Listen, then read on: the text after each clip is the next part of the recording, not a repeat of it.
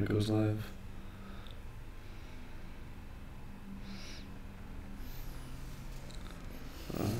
All right, we are live on YouTube. And now we are live on Facebook too. All right, we've got the setup. So, welcome guys. I'm Spencer Burnett, the founder of the Omega Man program, and this is Sam Goodman. I guess first official member of the Omega Man program and co-host. Yeah. Right. And now he's a dating coach and helping me with other guys and helping guys be the type of guy that every woman loves, so you can be with the woman of your choice. And so like a lot of times I just give like simple tips and stuff like that, and we do live trainings on how to like talk to girls and stuff like that. But I wanted to talk about the whole process of just kind of like coming out of your shell. Yeah. So because it's again with any major problem that anyone has, let's say fitness, Sure. and you're extremely overweight and you dedicate yourself I'm going to get this part of my life taken care of.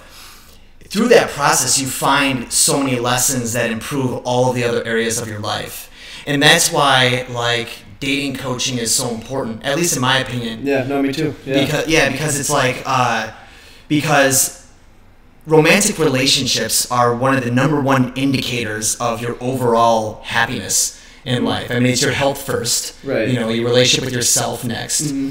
and then your romantic relationship. And I know that we've seen it, guys that have it all, $1 million, big business, all the material possessions, but if the romantic relationship in your life sucks, none of that is worth it. Right, and it can drag away from everything else that's going really good. And just if one thing is bad in your life, it can drag the other stuff down with it. And so it's so important just to have, just a great life balance where your relationships are good, your business is good, your health is good, and I mean, for me, going through, previously I had friends and I had friends and I was funny, I knew how to make a girl laugh, but when it came time to even get the slightest bit romantic, I froze up and I didn't know what to do. I'd probably crack another joke or just stay where I was comfortable, which was just being funny and the self-deprecating humor that I'm good at and which works, but it has time and place, and so one of the things the program helped me do was to help me discern when to use self-deprecating humor and when to step into more of an alpha role and be no, I'm a fucking man right now. And and just like you're saying, I had started working out a year before that, so I was building confidence in that way, and had a lot of the material things that society tells us girls want, right. Had a nice car, had a sick car. I had the Audi R. BMW. I had a BMW i8. It was very, very cool, and I did not pick up one girl in it. That's a shame, dude. I know. That is a shame, and that goes to show where you were at. Yeah. I am sure almost 100% of people watching this video could step into that car, and usually girls coming up to you. I had some, whatever was going on with me, girls didn't even want to come up to me. They didn't care how nice of a car I had. It was also the energy that I was inputting on myself, because I thought even though I had this amazing car, girls were I thought that girls liked the car, but not, didn't give a shit about the guy inside it. Right. And so I, even when a girl did compliment me on the car, I would talk about the car, not myself, or not her, It was just oh yeah, it's got 3 horsepower or whatever, right. Just because I love cars, I'm a car expert. And so, I just talk about the things that I know, and they don't give a fuck about the car probably. They actually probably interested in who I am and right. How did you get a car like this or whatever it is. And so, well, I want to know all right, so in high school and college, okay, what was your experience with women? Because that's typically where it gets shaped.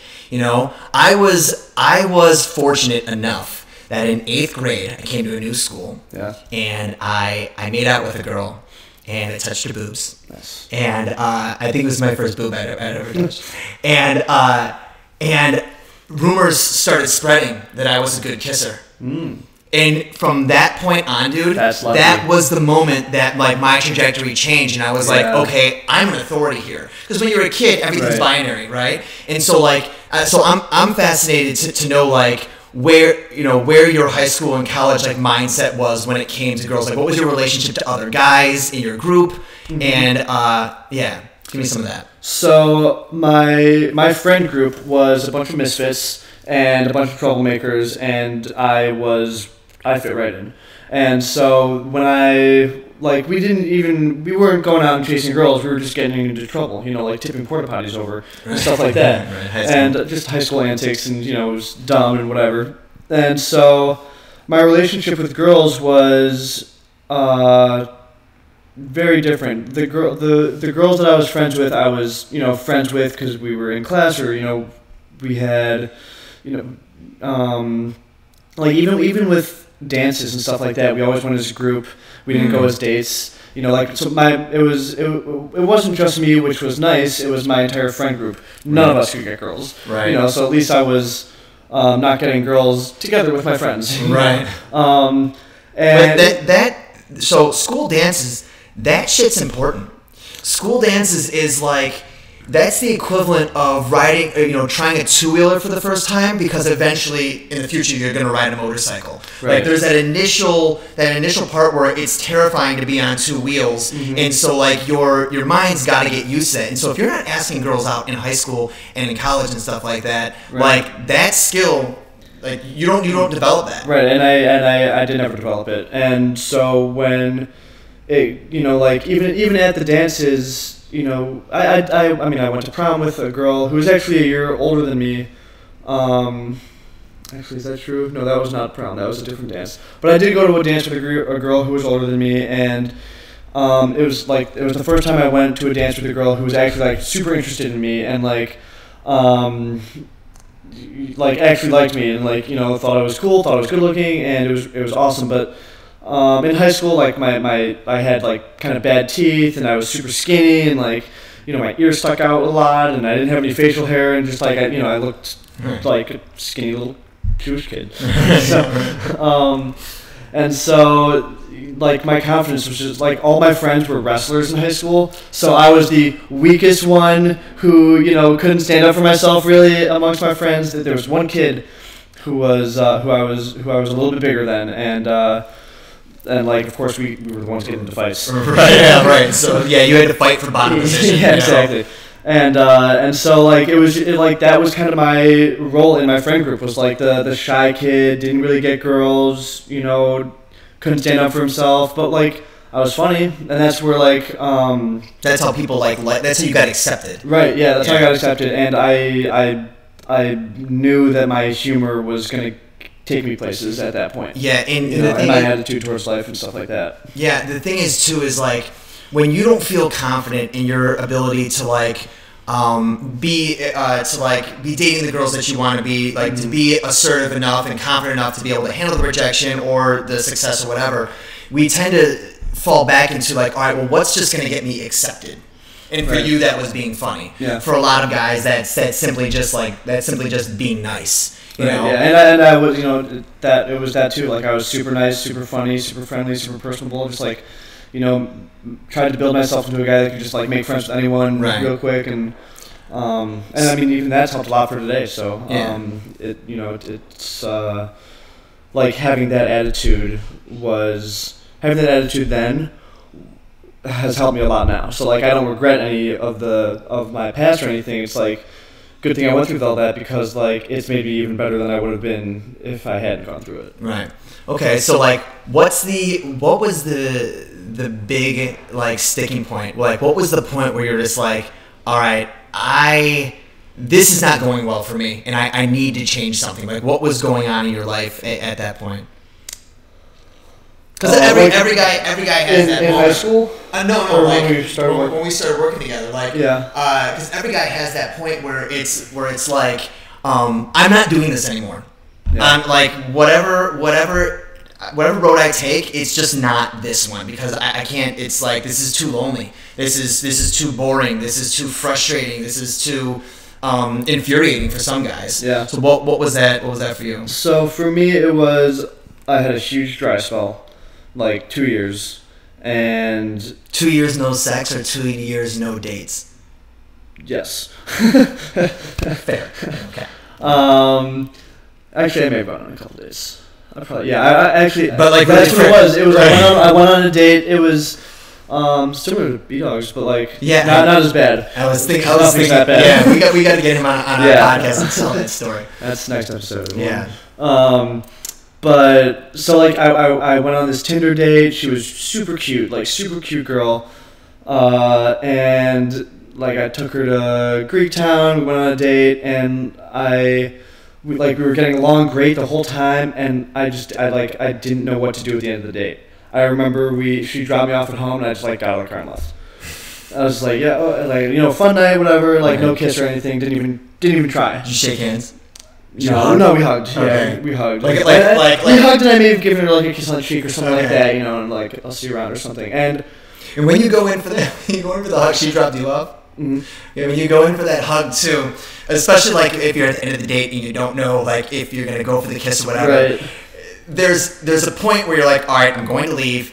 I'm gonna hug her, and you're hoping maybe like she'll do something, like she'll go. Right. So as you're going for the hug, you're looking for all the subtle signs of her turning her face towards you, and then only to find out that like no, she's turning her face away from you. Even if she wanted to kiss you, a lot of times that she'll do that. Right. If I'm not doing my job. Right. Yeah. All right. So you went on the date. So went on the date and. Bye. Yes, whatever, saying goodbye. I thought maybe we could go on a date again, and then like I was out the next night or something like that, and saw her at a bar, and it was just the most awkward thing ever. I don't know exactly what happened, but I was about to walk into a place. I remember it was like winter, it was so cold, and I see her walking out. It was like a glass door. Yeah. And I was like, oh, hey. And she was just like, oh, hey. And, like, I don't, like, so I think what happened is I think she was expecting me to, like, make a move, and I didn't, so she thinks that I didn't. That you weren't interested, right? Right. So. That happens so often. Yeah. Like, a lot of guys don't talk to enough women about their own dating experiences. But what guys don't understand is that, like, women are just as, like, all humans are insecure. Mm-hmm. All humans want to be loved. All humans want to be accepted. All humans want to be pursued. And as a man, that's your job. It just is, Right. And I had no one had ever told me that, like, right. So I just thought like, oh, it'll happen naturally, or whatever. Right. And so I love that. Yeah. If there's chemistry, it'll just happen. Right. Yeah. Right. It's like no, you gotta take responsibility. And right. Make shit happen. And that's the thing about chemistry is like people think they're like, well, I'm just waiting for that spark or something to be like, to make it feel really natural or just have that chemistry. Mm-hmm. And what you don't understand about chemistry is like two elements combined together to create some type of reaction, right? But there's still a scientist pouring one beaker into the next. Right. You need to be that scientist that's making that chemistry happen. And again, like from your personality, you've got a bunch of different little chemicals of your personality. The funny, the sensitive, the assertive, right. And you need to make a special cocktail that mixes with what she finds attractive, and then consciously be able to, with your personable, social skills and your charisma skills, get those elements to interact together, and that's what creates chemistry. So if you think chemistry is just something that magically happens, sometimes it's not gonna happen. Right. Well, I mean, sometimes a scientist bumps into something, sure, and there's a miracle, but that's basically the odds you're looking at. Right. So so your date, hoping for the chemistry, you thought she was gonna make a move, but she. But neither of us made a move, obviously, and whatever. I said goodnight, went up to my apartment. She drove off, went home, and so I saw her the next night. It was very awkward, and I don't. It was just a very awkward encounter. I don't even know what was said exactly. I just know that like I didn't want to go into that bar after she, after like whatever 20 seconds that was. I think we went anyway, and I think she ended up leaving. But like knowing what I know now, I could have controlled that situation a lot differently and saw my way through it. I would have taken her to another place after dinner. You know, Right. like I would have had more than one spot that I took her in. I would have done the, 3 questions at the end of the date. And just like I didn't know, and these are all things that we teach in the program, but like I just didn't know anything. My dad never really taught me how to get girls. My friends obviously didn't know what was going on really. And a lot of people will be like, I don't know why you're single. You're such a nice guy. You've got so much to offer. Yeah. But the thing is like your attributes, your we're getting some glitches here. Your attributes. One sec. I'm getting some technical difficulties. Let me see if it's freaking out on there. Yeah. My dad never really taught me how to get girls. Still got that echo. All right. Well, it's on Facebook. If anything. Yeah, just started to cut out a little bit. Yeah, I think I'm overloading the system here. But after, yeah, well. Yeah, you keep going. I'm gonna fix this. Oh yeah, we're good on Facebook. All right, dope. So yeah, like kind of after having that date and just realizing that I don't even know what a good date really looks like, that's when I asked Henry to hook me up with this Spencer guy that I heard a little bit about, and yeah, and then we met at Brandon's Memorial. Wasn't that far after that, and then I was like, yeah, this is. It was really like, I knew I needed it. It was like I met you, and then I was like, okay, I found the guy to help me. Yeah. And the thing is like, what I was saying is there's so many like attributes that every guy has, and whether it's you're really intelligent, or you're interesting, fun to talk to, you're funny, you're introspective, you're spiritual, you're assertive, you're sensitive. All these attributes are tools of your personality, right? And just because you have those tools doesn't mean you know how to use them. I mean, shit, I got nunchucks.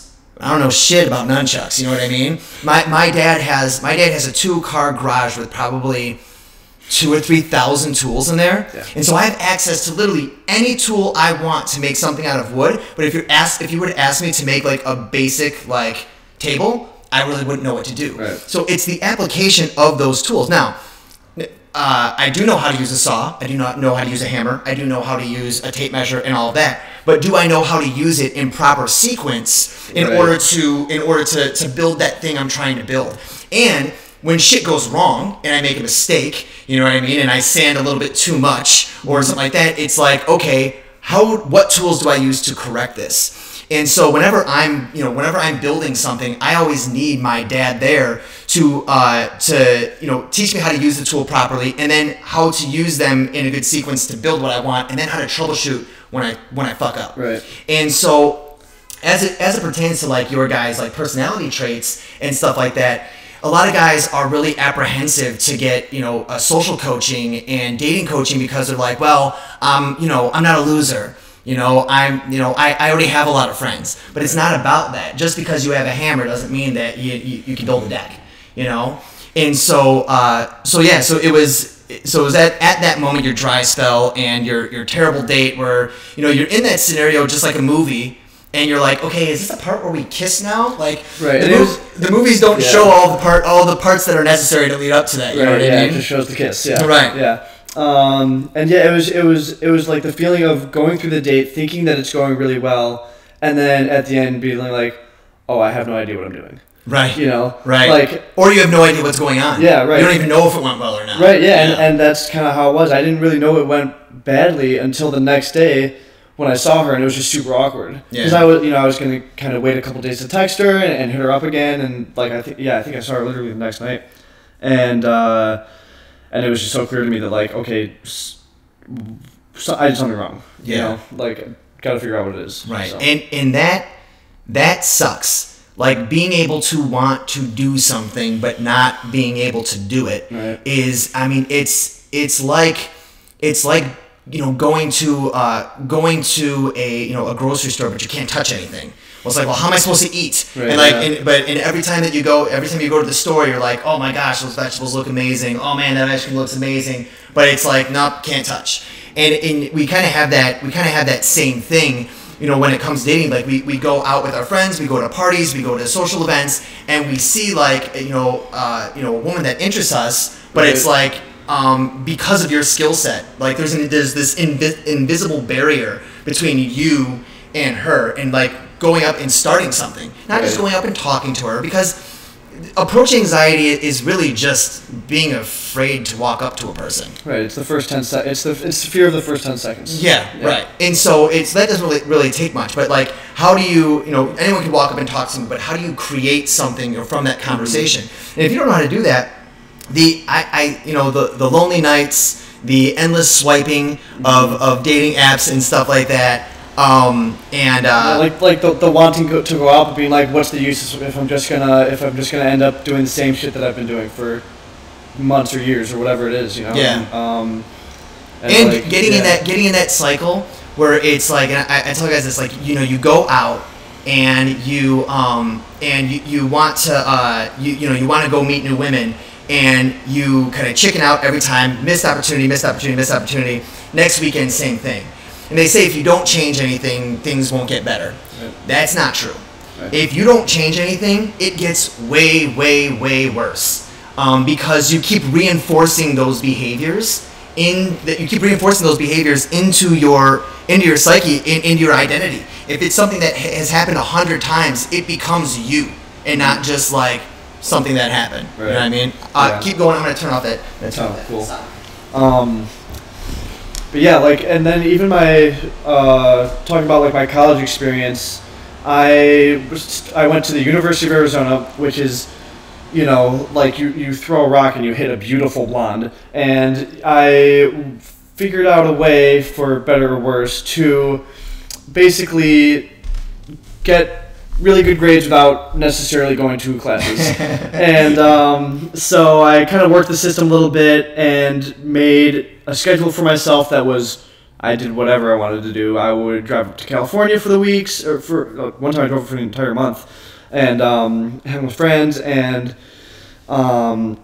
you know, one time I would go up, and I was making a little bit of money at that time, and I would buy a table or whatever at a bar, and not know what what to do, but hoping that would, you know, help something. Right, yeah. You know, like, oh, I got a table, you know, whatever it is, and you know, seeing my friends get beautiful women and like making girlfriends out of them, and me just like staying in the same place for so long, and just and not being able to change it. And like, you know, people who, like, I had a bunch of friends who were really, really good with women, but they didn't know how to explain, like, they can't explain it. It's just Right. natural to them. You know, I have one good friend who is just like, all he needs to do is be present around women, pretty much, and like, you know, he's got a good energy or whatever.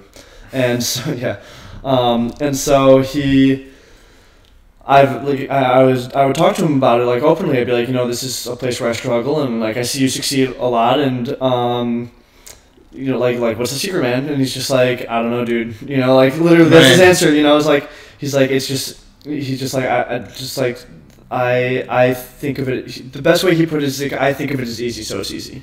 Right. And I tried to wrap my brain around that, but still, you know, and it's so much different when you have someone who's discovered it for themselves, like you have, Right. and knows the strategies to do things, and like kind of the formulas, and Like how the human mind works. yeah, too, and like I was just gonna say the mechanics of the mind, and like, people don't teach that shit, and especially as guys, I think we think more logically, and you know, women are more emotional creatures, and you know, like, the way that those two interact is not logical. Right. So you need to understand how women think and how they react and how they, you know, like, go about their days, so that you can play an appropriate role in that. Right. And you know, be the guy that they're looking for. Right. And yeah. So my next question is like, where, I mean, had you ever picked up a girl like just on the street before we started working together? Not on the street. My like biggest claim to fame was I went to a Halloween party one time and just was talking to this one like beautiful blonde the whole night. And when I told her that I was planning to leave, she was like, "Wait, why are you leaving? Like, you should stay." And I was like, "Oh, okay, I'll stay." But like, still, I didn't read any of the signs. You know, like I was just like talking to her, and like she was honestly talking most of the time. And I went home with her that night and met her that night. I think I met her that night. I may have known her a little bit. That seems like one of the like chemical bumps. Yeah, exactly. Right time, right place. Exactly. And it just happened to happen. Mm-hmm. And that's what it's funny, the strategy you talked about is like, okay, you got a really nice car, you bought some bottles, you took girls out on dates, you were funny, mm-hmm. you were really nice. First of all, guys, like, I don't want to demonize any of those qualities. Like, all that's badass. All of those things will help you attract women. Okay, when we say like it doesn't require money, a fancy car, or a six-pack. No, it doesn't require that, but it helps. Yeah, you know what I mean? It doesn't hurt at all. And so but without like the core principles of like knowing what tools you have and how to use them and when to use them, that's what brings it over the top. So now I want to hear about like what are some of the most unexpected places that you've picked up women. Nice. I mean, like everywhere. I've got one in my head right away. Oh, for sure. The one that when I was walking the dog. Yeah, so good. That was a good one. So we're at the office, right? Yeah. And there's a fire drill, like it is a practice one. And so Sam went to take out his dog before the drill, before it got loud in there. It was out there probably 3 or 4 minutes, and then the alarm rang, and I went outside. And I'll just mess around with my phone, and I walked down the street and just started walking down the block. And like a full city block away, I see Sam and his 200-pound dog, and he's talking to a girl. And like all of it was so cool because like I remember the first speed dating event that we went to. No, it was a singles event. Oh yeah, that's right. It was a singles event, and. We went to a singles event, and typically singles events aren't bringing the highest quality women, but you did pretty good. You were a little bit nervous, but seeing from there to this moment was amazing. So I saw Sam from across the way, and he's just kind of like leaning back.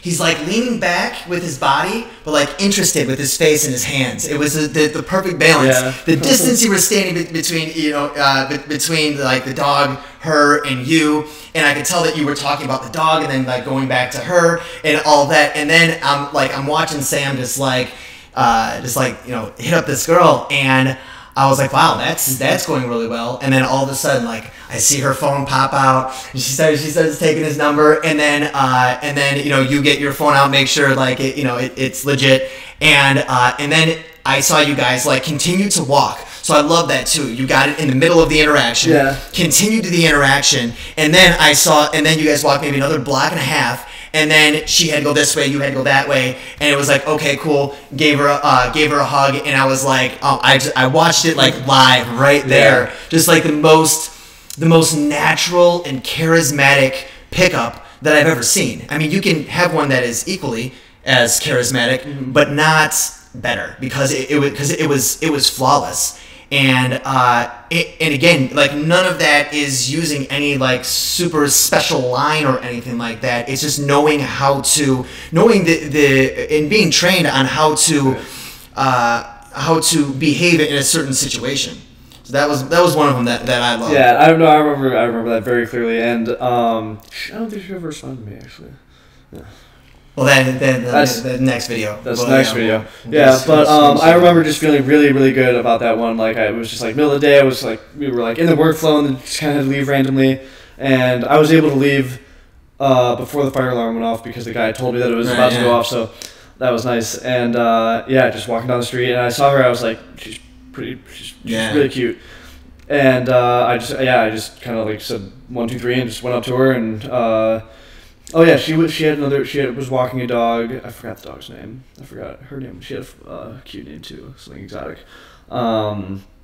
And yeah, we were like talking about going to the dog park. Like, I think I made a joke about there like not being any trees around for either of us to pee on or something like that, you know. And and then she started telling me about a dog park in River North, and I was like, oh well, you know, like I've never really been over there, but I would love to go over there, and you know, like maybe you can show me around or something like that. And I was like, I'll get your number, and we can, you know, I didn't say plan a date, but we can, you know, get together. Yeah. There was another one. Okay, so the first singles event we went to, you made out with a girl. Yeah. Then she left. And then I think you picked up another girl, and we ended up taking them. We ended up taking them to 3 Dots in the Dash. Yeah, that was fun. And then that one girl I had a little bit of a relationship with, which I got into because I didn't really know how to say no at that point. Right. But like, and then I had to get myself out of it, which was a big turning point too. Which was like, I had never had to break up with anyone, and like, you know, this was an interesting situation, but she like we hadn't really done anything together, and like, you know, she was very inexperienced in that way, and so, you know, that's not really what I was looking for. And she was coming at you hard for the title. And she was coming at me hard. Yeah, exactly. And so I was just like, this is not what I'm looking for. I had to, you know, have a tough phone call conversation with her that kind of let her know where I was and what I was thinking and what I wanted, and I think she threw away the sweatshirt that I lent to her, so it's a little petty, but whatever. So it wasn't even a nice sweatshirt. And that's the difference between like a real man and a player. Like, players are guys that know how to get the girl, but don't know how to manage the relationship. Mm-hmm. And once you understand like how to like present yourself charismatically and, you know, demonstrate your appeal and escalate sexually and stuff like that, there gets a point now where you've got to be the one that says no. And if you've never really been actively dating, you don't know what that's like. And so what most guys will do is they'll either lie, okay, and lead that girl on. You know, she wants the title, you want sex, and then you make her believe that she's going to get the title only if you have sex. Like, that's and then you have sex for a little while, and she gets her hopes up, and then 8 weeks later, you know, she's like, why are you being so distant? Well, it's like, because we need to have a conversation, and I don't know how to do that. Right. And so, or guys will drop off. And just ghost them. Just do nothing. And like, and you know, one of the you said it was a huge turning point for you, and it really is a huge turning point for guys too, because a lot of times you can't, if you struggle to get a date, it's hard for you to see past that next part. Right. And so like learning how to say no and how to do that in a respectful way that still like honors her, but still, you know, holds your position. You know, you're like, hey, I'm looking to like just have fun dating, so I'm not in a position to have a girlfriend right now. So if that's not something you want, then this probably isn't for you. And you know, we can remain friends, but like, I don't think we should be romantically involved. Yeah. Surprisingly enough, when you do that, most women will start actually drawing more towards you. And that happened to me with your last last couple. Yeah, the last two girls. Mm-hmm. And then you've got to make a choice. And here's also where like guys start acting like players, where it's like, okay, and I was guilty of this. It's like, I told you I didn't want a relationship. You understood and said you agree. Now you're back and you're like, okay, we can sleep together anyways. And I'm like, all right, you signed the dotted line, so don't get pissed at me. You know, 2 months down the road when you're wondering why we're not a couple. And you know, everyone's responsible for their own decisions, and that was my standpoint on that. Right. But you know, now that I've experienced that dozens of times, I now know, like, hey, if this is going to continue, you're going to get hurt. And I understand that you're willing to give up the idea of us for a moment just to leave some space for you to convince me. You're not going to convince me. So I remember that you were contemplating something to say back to the girl when you rejected her. And I suggested something that was, like, super smooth, like really smooth. Yeah. And I was like, careful now, because you don't want her. You're trying to create distance. Mm-hmm. You don't want to do something that has her perpetually falling in love with you. Right. So again, the use of the tools. At some point, you have to learn how to take your foot off the gas. Right. You got to use the right caliber weapon to. Right. You know, yeah. Right. You don't want to blow a hole through anyone's chest and like. Right. You don't use a bazooka to kill a deer. Right. You know what I mean? Right.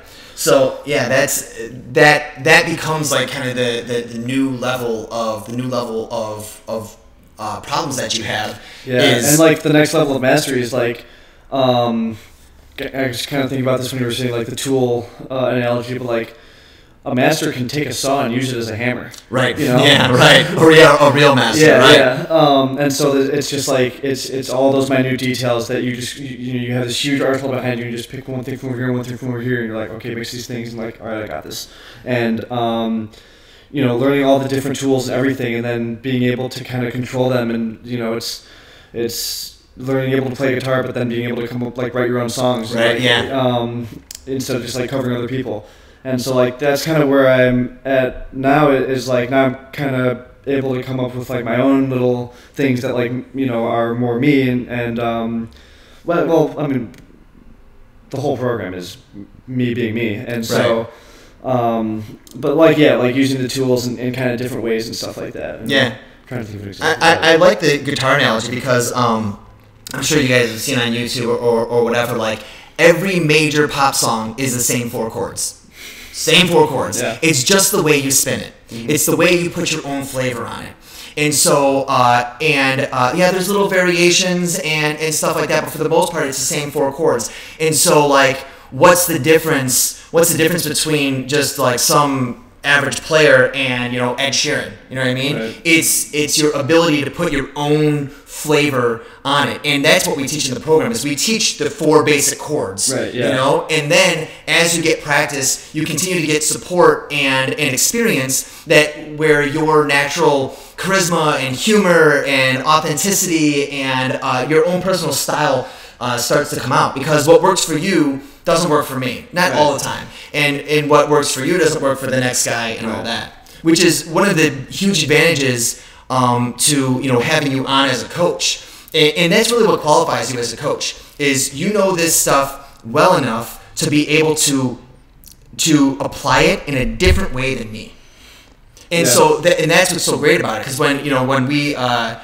for the guys in our program, we have the wingman in your pocket, mm-hmm. where you get access to us like 24 hours a day, and it's so cool, like having a guy get stuck and being like, okay, the conversation kind of died, I want to ask this girl out again, like, what do I say?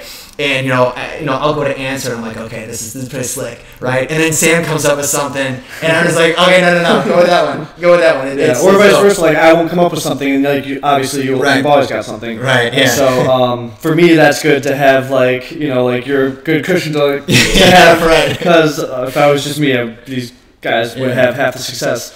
Not even. And but like, yeah, it's I think we have a good like yin and yang with our different approaches with stuff. So all right, so talk about like what's different now, and don't, I mean, I want to know about the dating stuff. What's different now, because like, I know, like, for me, like, when I go out with you, dude, I see you as a complete equal. Like, that is like, and it's like, I feel like we run side by side. Actually, the first time I took you to the Godfrey, you made out with a girl. Oh yeah, that's right. Yeah, right. That time that I was at the Godfrey, quick story. That was the Kentucky Derby party. Yes. Yeah. And I'm sitting there, and I have a girl like kind of smiling at me. So I'm just like, hey, what's up? And she's like, hey, how's it going? I'm like, hey, how are you? She's like, good, Spencer. How are you? And I'm like, I'm good. And I'm like, how do I know you? And she's looking me in the eyes, like, and I mean, telepathically being like, you better fucking remember. You better fucking remember. And I'm just like, I'm sorry. I'm like, I don't know, and I couldn't blame it on the alcohol. Yeah. And it's like, so, and she's like, she told me her name, and she's like, I'm a kindergarten teacher. And I'm like, oh my gosh. I'm like, okay, hold up. I'm like, first of all, it's good to see you again. You look beautiful. And I'm like, second of all, to be fair, I never saw you like all dolled up. Oh. So this girl, this was probably like 4 years ago, and I wanted to see if I could go to a girl's house without ever like talking to her on the phone. Okay. So like from Tinder. So on Tinder we started flirting, And I was like, okay, when she opens up, and she invited me over, and of course, like, she was in scrubs, like, she was, nighttime gear. And I was like, okay, when she opens the door, I'm just gonna kiss her. Like, I'm just gonna go for it. And I did, and I ended up kind of seeing her or hooking up with her probably 5 or 6 times. And that's when I was into the triad relationship stuff. Yeah. So, and actually, the way that ended is I said to her, I'm like, hey, look, I told you that I'm in, like, I want to be dating in a triad relationship. So if that's not something you're into, then, like, I just don't think I can do this, because that's, like, it's not where I'm at right now. And she's like, I don't want to share you and whatever. And then she's like, can't we just date until you find that girl? And I'm like, aren't you still sharing me under that circumstance? You're just not seeing it. Like, that's not what you want. Yeah. And so it's the same thing. It's the same thing, except for you're just not present for it. And I was like, so I'm like, no, I'm not gonna do it. And so, but anyways, I only ever saw her in pajamas.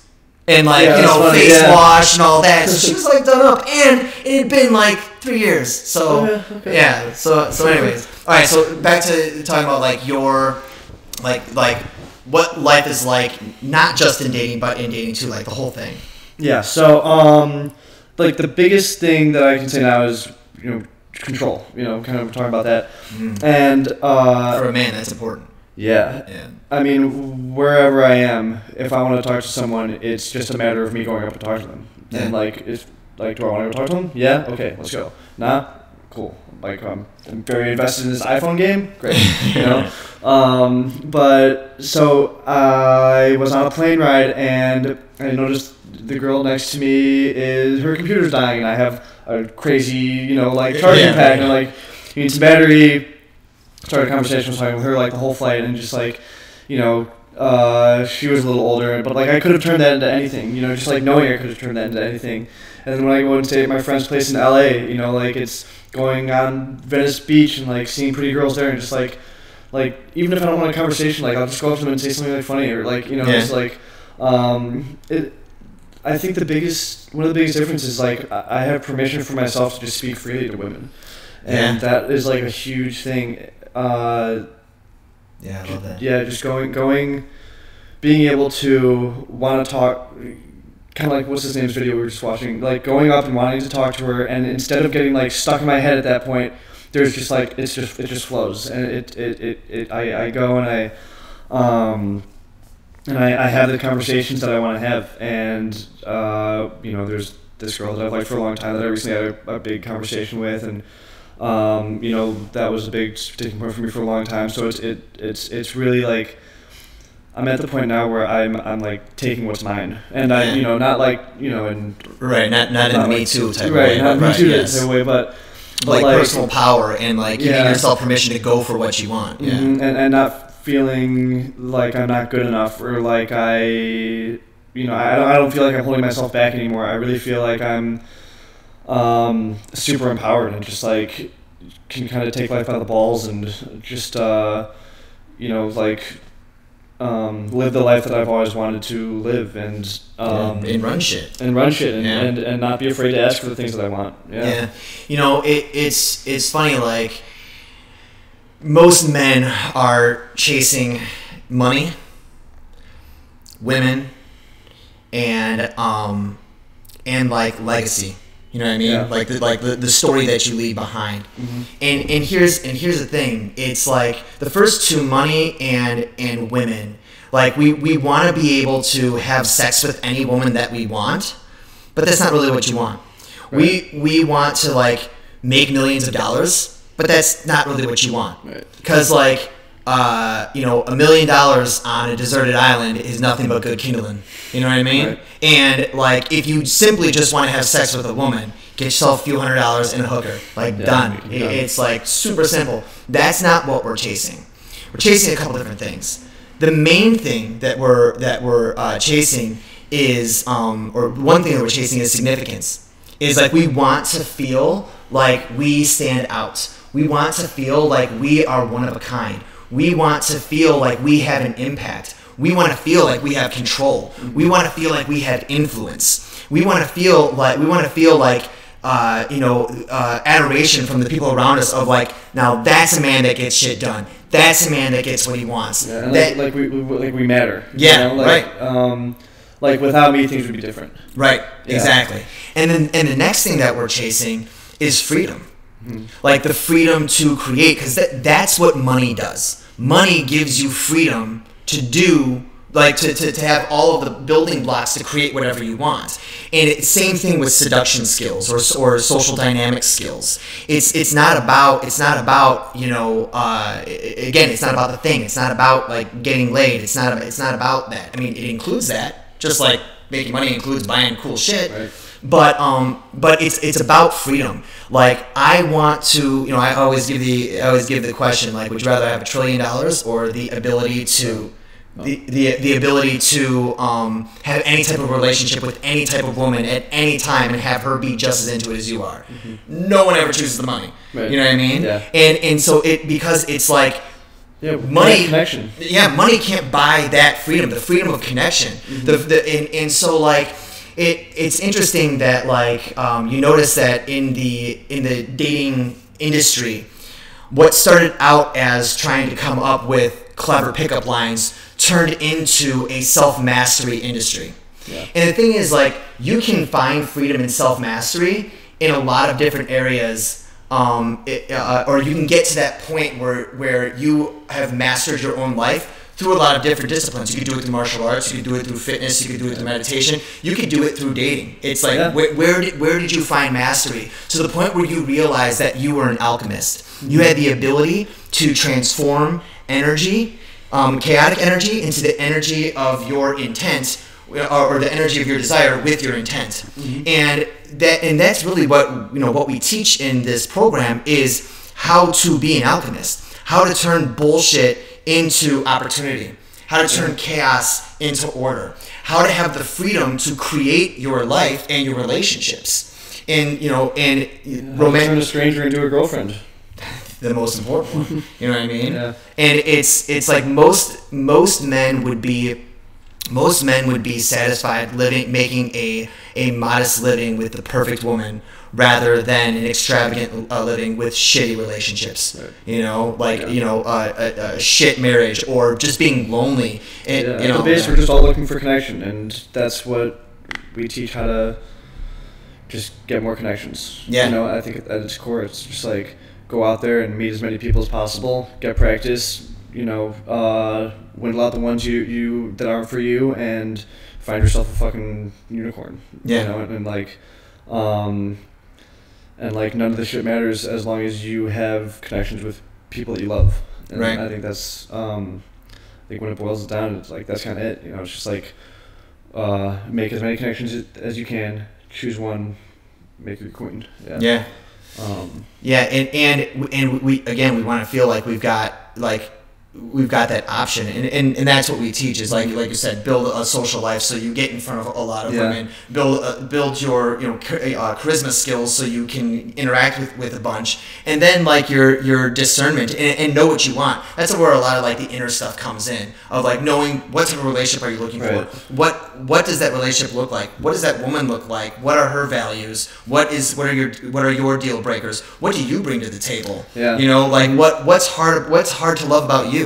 What's easy to love about you? Mm-hmm. Like these are things that we go through in like our whole like self-discovery process of like truly understanding what you bring to the table. Because again, like if you go to a job interview and you're just like, hey, I'm just gonna work really, really hard. Like I love your company, it's amazing, it's the best company in the world. Oh, I'm gonna work so hard, nights, weekends. Like that's not very compelling. But if you say like, I'm in the top 5 percentile of math, so I can do X, Y, and Z. Here are my skills. Here's how I can use those to improve your organization. It's no different than a date with a girl. Like demonstrating your particular skills as opposed to just being like swooning over her. You're beautiful. You're amazing.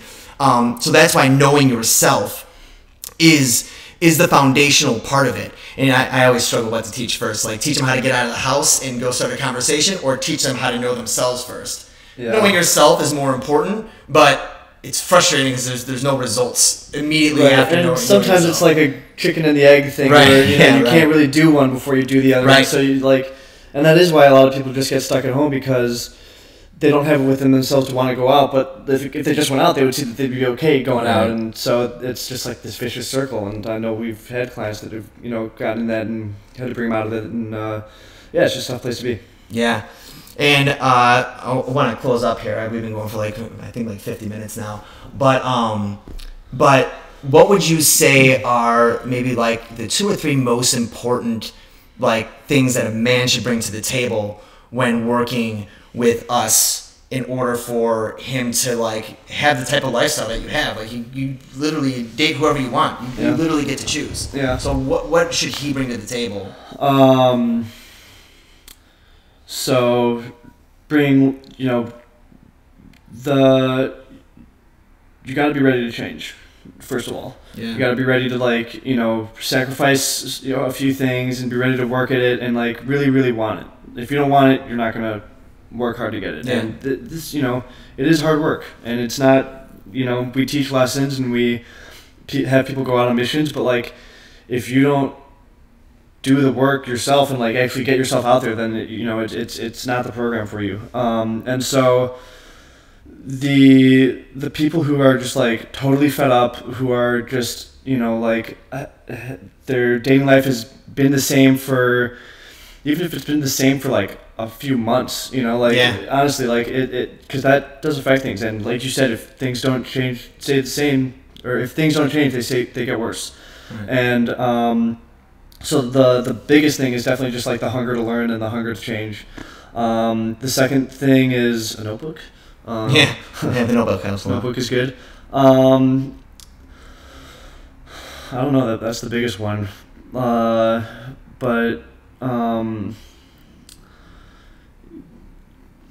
that's the biggest one. Yeah. I love the leaving your reality behind. Right. And we all have this need for certainty, but we also have this desire for change. Mm-hmm. And these two things battle each other all the time. Because if you leave your old life, then that gives you opportunity to create a new life. But if you leave your old life, you're leaving the certainty of that, and that feels safe and that feels good. Mm-hmm. Okay. So you're constantly battling that. So the first step to to leaving that behind is the first step is to say no more. Yeah. Just no. I'm never going through this again. That's what happened with me. Yeah. Is I thought, have you ever had one of those golf shots where you're oh, I nailed it, it's headed straight to the pin, and then it's 40 yards short, and you're just what? I hit that perfectly, what the, Yeah. And that's what happened to me, and I was I am doing something wrong. No more.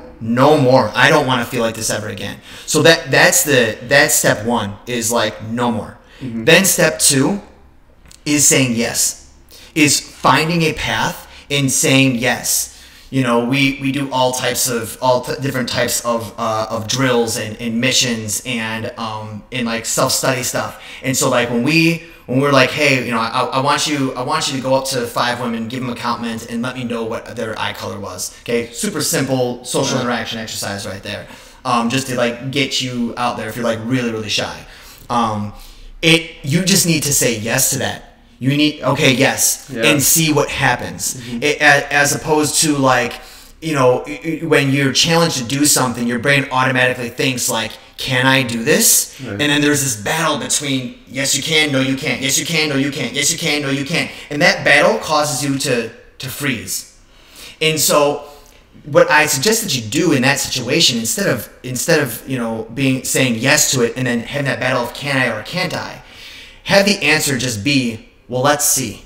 Let's go see. Right. Yeah. Because that's one path that's nice and wide, but it has the compass is pointed due north. Okay. Yeah. You put your fear aside and you just go. And you just go. And the thing is any major change, any major up level in your life is a bitch. it sucks, and what got you to that last place isn't going to get you to the next place. And again, this is about shifting paradigms. This isn't about going from loser to king. Like you weren't a loser. You were just a cool, shy guy that didn't know how to express himself. Right. Everyone has their challenge of getting to the next level. Even millionaires that want to be billionaires have to learn to play a new game. Yeah. You have to learn how to play a new game if you want to up level. And so like if you're a guy that's just actively dating right now, but you're not really too excited about the women that you're dating, then you need to up level to dating higher quality women, and that's a totally different mindset. If you're a guy that's not going on any dates, or really limited ones, but they don't end in a second date or something like that, you need a paradigm shift, and that requires you saying, hell no more, I'm not doing that. Finding a pathway that works, finding a pathway that's been tested, finding a pathway that other people have gone through, finding one that has structure and that allows for authenticity and for trial and error, and then you need to say yes. You need to say yes every single morning. You need to recommit to yourself, because like the intense training that it takes to become the successful playboy that you are now, you're not going through all the drills and exercises anymore. Right. It's similar to losing weight. You'll go 12 weeks to lose that 50 pounds, but then you gotta you work out twice a week and just and watch your diet to maintain that. And so that's what it's going to require is the investment in your vision of what you want, the release of your old lifestyle, right, and the consistency of just like constantly saying yes, to the opportunities that come up to you. And again, like, if a girl's sitting on a bench by herself, say yes. If it's like, she texted you and you didn't know if you should text back, or you got her number and you don't know if you should text her, yes. Like, say yes to everything and then figure shit out. That's probably the most important thing that I would say is going to help guys get to the next level. Yeah, and if I were to have the other two, it would be like, be willing to fuck up and be willing to put your fear to the side. Yeah. Yeah. Yeah. Yeah. Yeah. Once you get to now we're talking probably like 3 layers up. Right. Yeah. Like, there gets a point where like the fuck ups are the most interesting parts, because I love when I fuck up. Because it gives you such when you fuck up and you have this level of mastery, those are the opportunities to create new concepts. And I feel like that's where you get to show them who you really are. Yeah, right. Like that, those little moments of like the gaps, and like in your perfection or your performance, it's like that's where you get to show them who you really are, and like that's where you can crack a joke, or like that's where my humor comes out the most. It's like, if like I'm talking to a girl and I let's say I spill a little beer on her shirt, or like the line you have is like fucking prom 2006 all over again, like this is such a great line, or like Jesus Christ, I didn't want, man, I'm sorry I got you wet, it was just way earlier than I was intending, like something like sexual, or it's just like that's where you can be creative, right? And so it's but yeah, that's next level, right? And fucking up equals authenticity. Right. Yeah. And that in everything you do, guys, like don't let good be the enemy of great, or the enemy of perfection. It's like the times that you seem most human is when you are most vulnerable. And so like you can't worry about that shit. If the computer is acting slow and glitchy, you know what I mean? Like, if the air turns on, if the computer freezes, like whatever. Yeah. Like we're here just simply connecting. Right. And a lot of times, I actually heard this from B-Dog, and he was like talking about marketing for some of Snyder's stuff, and he's like, it's crazy. The time that they did the most sales was when the platform completely crashed, and they had to reach out to everyone individually and be like, "Hey, we're back on." That actually created a ton of rapport, and so like I want to leave you guys with this, and then I'm going to share with you guys on how you can work with us. Is that oh shit? I just had it, now it's gone. It basically is two things are going to happen when you attempt to, attract a woman. It's either going to go exactly as you planned, which in that case you win, Great. or you are going to fail tragically, which gives you an opportunity to show her you're more than a guy who's simply perfect. So no joke, dude. Like the fact that you screwed up and made up for it gracefully puts you more favorable in her mind than if you were perfect in the first place. Right. And that is the concept of invincibility. Right. Like at the absolute top, the master level of all this, you become invincible because you either say the right thing or you say the wrong thing and create an opportunity for you to show her your true character and your charisma. So, anything more to add before we bounce here? You win or you win more. You win or you win more. Yeah.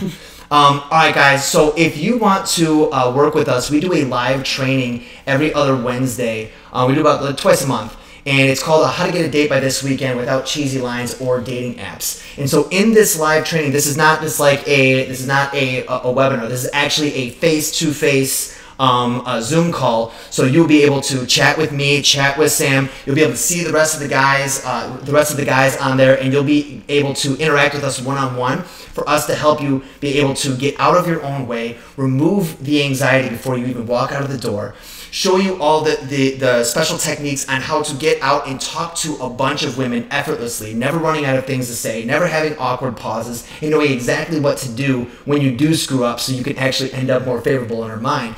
And then finally, it's like how to get a date. And we'll go through our special 5-step process to get a girl's phone number, to go from complete strangers to setting up a date in 5 simple steps. It's very linear, very simple.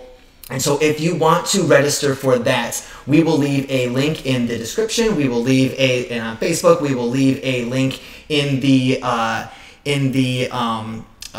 what's it called? The chat box or whatever on Facebook. Or if you want to hit me up directly, just like shoot me a message in the private message there, or in YouTube too. Send me a private message, and we can chat about where your sticking points are, what your goals are, and what you need to do to kind of break free and get to that next level. So you guys can go. You can go to omegaman.club.